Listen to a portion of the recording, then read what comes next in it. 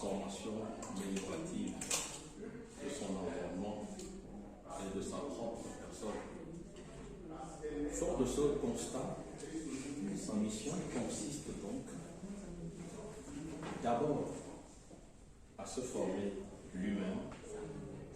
Il peut s'agir d'une formation classique ou alors d'une formation particulière, de manière à pouvoir produire des contenus d'autorité.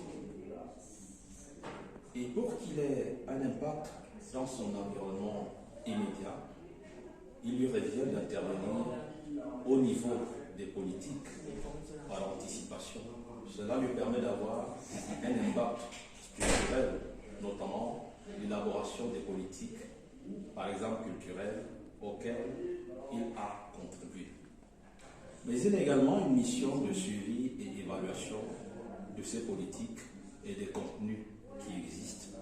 Il s'agit de savoir à quel niveau, jusqu'où ces politiques sont mises en œuvre, s'il y a des éléments à combler, s'il y a des écarts à revoir. Il lui revient donc de produire des textes capables d'influencer la prise de décision. Le critique d'art n'influence pas seulement son milieu, il doit aussi et surtout influencer les disciplines. Il lui revient donc d'étudier, de comprendre et de voir tout ce qui se passe au niveau disciplinaire et d'apporter donc son point de vue en termes d'orientation comme masse critique pour donner le sens ou alors la direction de la discipline dans l'histoire. Il a également un autre rôle. Nous sommes dans un milieu culturel aujourd'hui de promiscuité, permissif. Il revient aux journalistes culturels de pouvoir éduquer, sensibiliser la population à la consommation des produits culturels.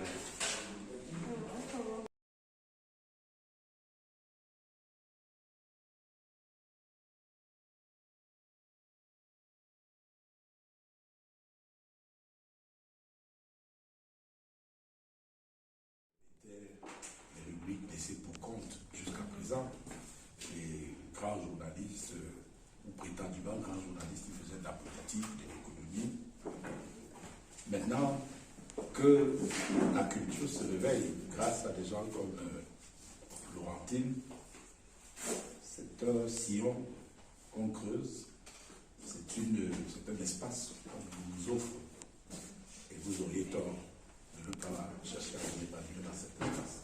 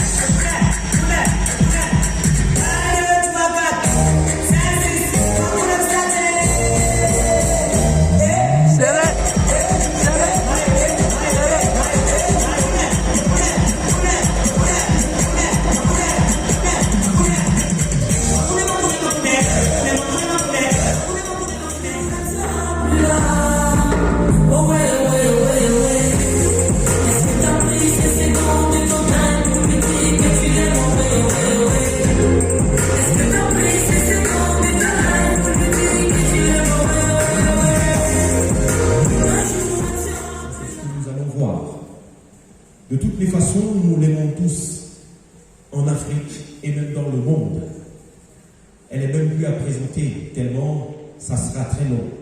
Coupons court et disons que voici la grande Caresse Fosso, s'il vous plaît. Oh. Bonsoir. C'est donc Caresse Fosso qui est la présidente de ce jury et nous allons justement à la CRTV, Aimé Robert Bine. Aimé Robert Bine.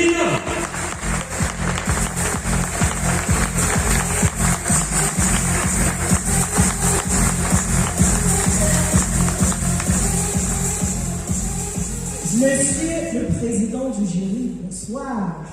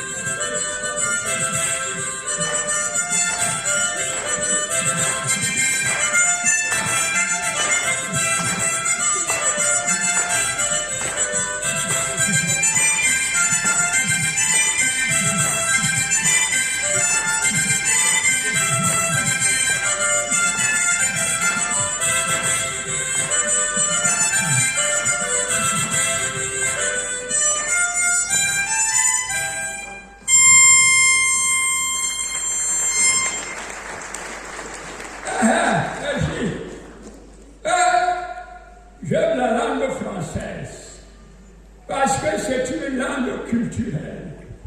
C'est une langue de culture qui sait parler de culture. C'est une langue d'intégration culturelle qui intègre des cultures diverses. C'est une langue qui m'a permis de séduire ma femme Courtesia. C'est une langue sentimentale. C'est une langue de sensibilité. Et c'est pour ça que je dis bravo aux journalistes culturels. Voilà.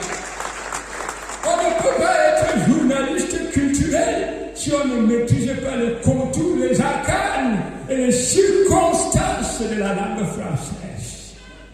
Parce qu'il n'y a qu'un journaliste culturel qui soit capable de vous donner une description commentée de ce vêtement.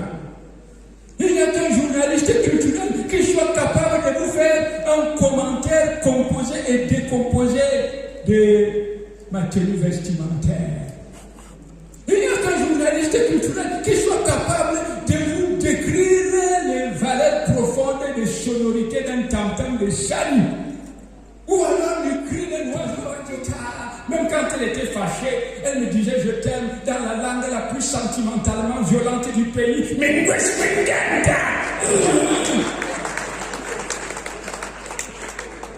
Je je vous assure, journaliste culturel, ce n'est pas le qui veut, mais c'est le qui peut. Écoutez, entendez, suivez lorsque ce jeune homme qu'on appelle Serge Pout est en train de parler de la musique, des livres, des cultures, des hommes, des femmes. Il n'y a que lui qui puisse vous donner l'interprétation de ce proverbe pygmée qui dit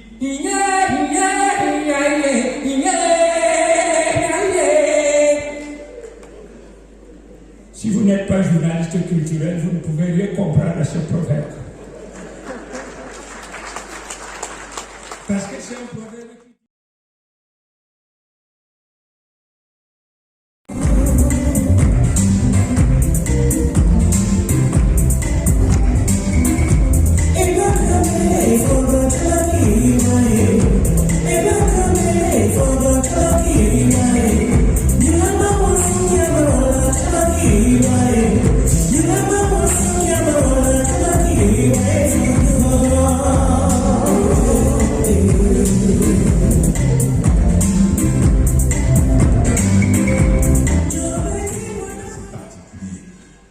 Les lauriers d'aujourd'hui ne seront certainement pas les lauriers de demain si on ne se met pas à la tâche.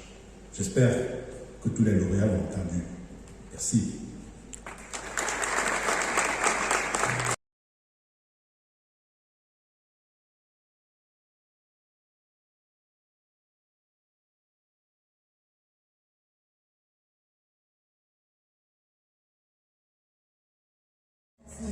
Est-ce que tu veux parler comme ça?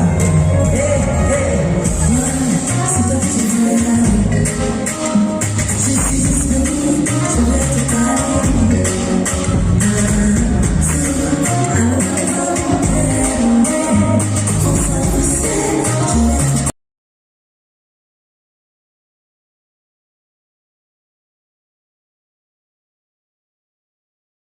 C'est le suspense. On va le prolonger de quelques secondes.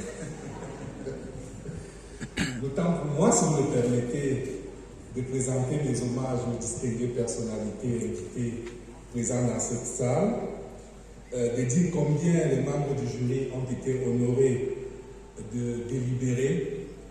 Et je voudrais saluer et signaler pour votre information qu'un membre du jury absent ce soir a pris part aux délibérations. Il s'agit de Yves Atanga, le rédacteur en chef de Cameroun Tribune. Avec tous les autres membres du jury, nous avons pris beaucoup de plaisir à évaluer les différents sujets et nous voulons, avec une pointe de fierté, une once de gaieté et un geste de confraternité, saluer, féliciter et encourager cette initiative lumineuse de Laurentine Asiga.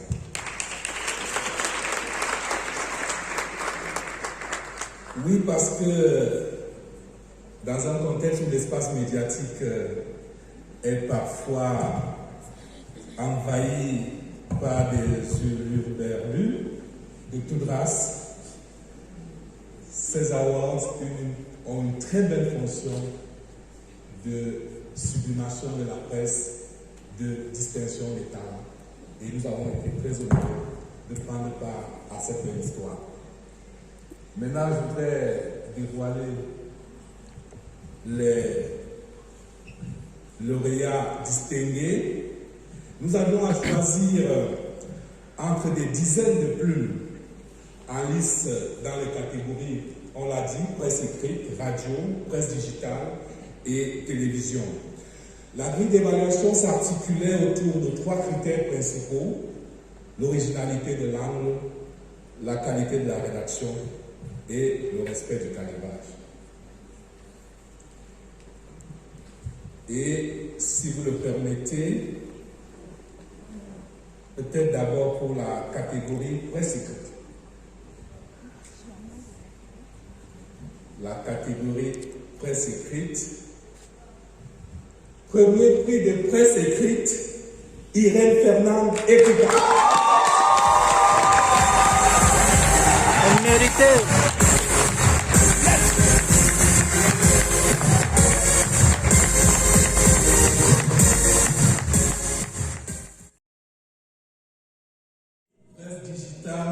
2021, Alain Tala.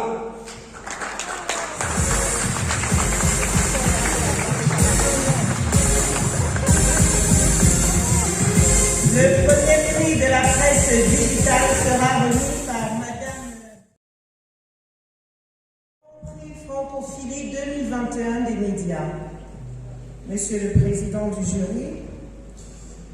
Le Grand Prix Francophonie des médias, autant vous dire également, il s'agit simplement du sujet qui a eu la meilleure note d'entre tous genres confondus.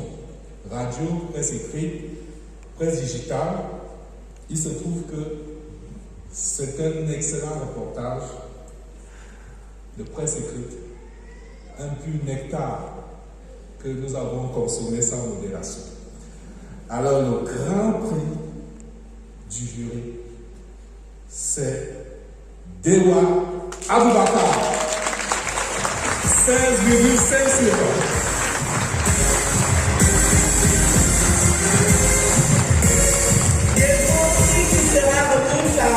Son Excellence Christophe Bilou, ambassadeur de France au Cameroun.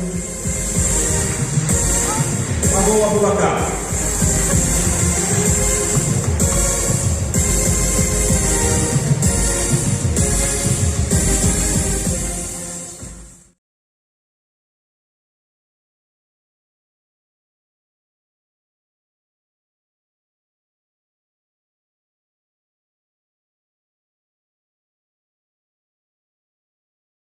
Souriez, faites la banane.